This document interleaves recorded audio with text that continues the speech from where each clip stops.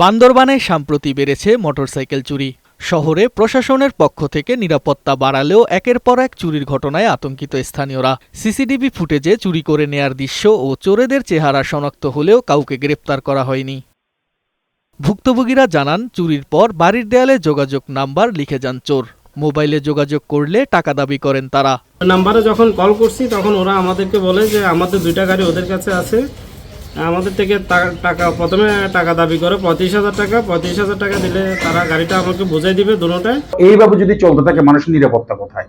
এটা মানুষের নিরাপত্তা আজ হুমকির সম্মুখীন।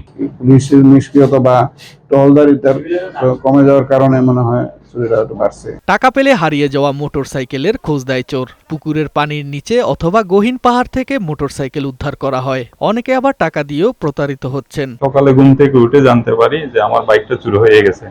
পরে গিয়ে দেখলাম বাইক নাই, বাসার নিচ থেকেই।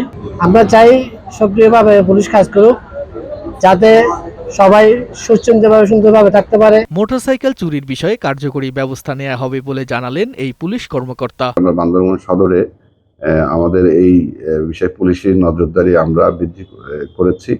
পাশাপাশি যে চক্র এই কাজটা করছে সেই চক্রকে ধরার জন্য আমাদের প্রযুক্তিগত যে কার্যক্রম সেটাও অব্যাহত আছে।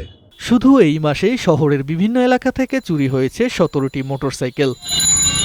ডেস্ক রিপোর্ট, বৈশাখী সংবাদ।